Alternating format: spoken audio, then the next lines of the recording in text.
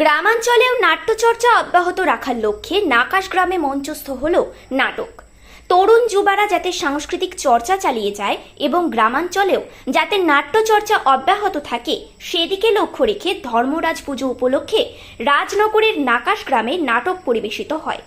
জানা গিয়েছে, নাকাশ মা মঙ্গলচণ্ডীর নাট্য সংস্থা পরিবেশিত শিশির সিংহ নির্দেশিত একটি সামাজিক নাটক ভালোবেসে কি পেলাম মঞ্চস্থ হয়। নাট্যপ্রেমী দর্শকদের উপস্থিতি ছিল যথেষ্ট। স্থানীয় তরুণ যুবাদের উৎসাহ ছিল চোখে পড়ার মতো। বাসিন্দারা এই ক্ষেত্রে বিশেষভাবে সহযোগিতা করেন বলে জানা গিয়েছে। সোমবার গ্রামীণ মেলা আয়োজিত হবে নাকাশ গ্রামে। আয়োজকদের সূত্রে এমনটাই জানা যায়। আয়োজকদের তরফে নাট্যপ্রেমী নির্দেশক শিশির সিংহ বলেন, আমাদের গ্রামে নাটকের চর্চা বহু আগে থেকে চলে আসছে। রামপদ সৌদের মতো ব্যক্তিত্বরা যার সূচনা করেছিলেন, বর্তমান সময়ে দাঁড়িয়ে কিছু তরুণ যুবা আজও তা টিকিয়ে রেখেছে। তিনিও এই ক্ষেত্রে সহযোগিতা করে চলেছেন। আগামীতে এমন প্রয়াস অব্যাহত থাকবে বলে জানান তারা। বীরভূমের রাজনগর থেকে মোহাম্মদ সফিউল আলমের রিপোর্ট, নিউজ প্রাইম টাইমস।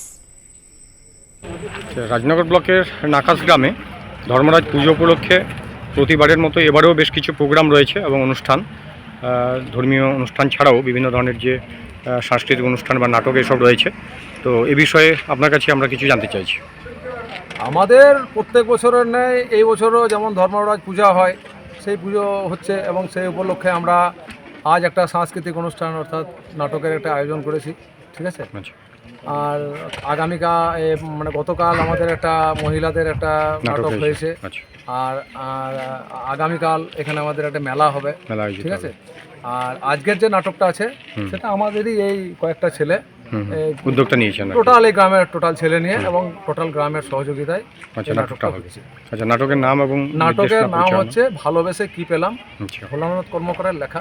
আচ্ছা। আর আমার অর্থাৎ শিশির সিংহ নির্দেশনা। আচ্ছা, ঠিক আছে। আর এই নাটক আমরা প্রায় প্রতি বছরই করি। আচ্ছা। হ্যাঁ, কোভিডের সময় হয়তো আমরা করতে পারিনি।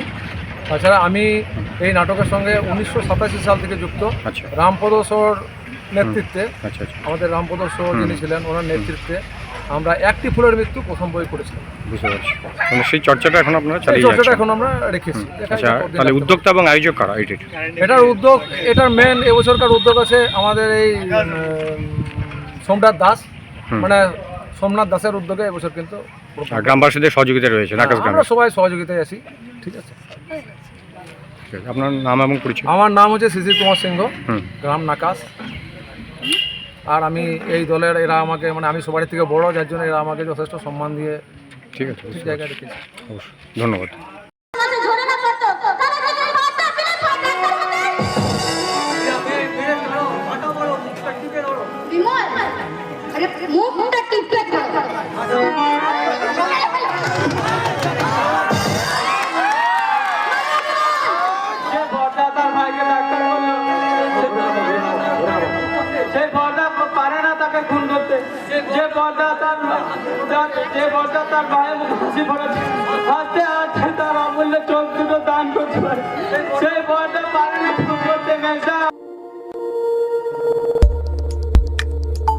আমাদের সাথে থাকুন এবং দেখতে থাকুন নিউজ প্রাইম টাইমস, আপনাদের সাথে আপনাদের পাশে।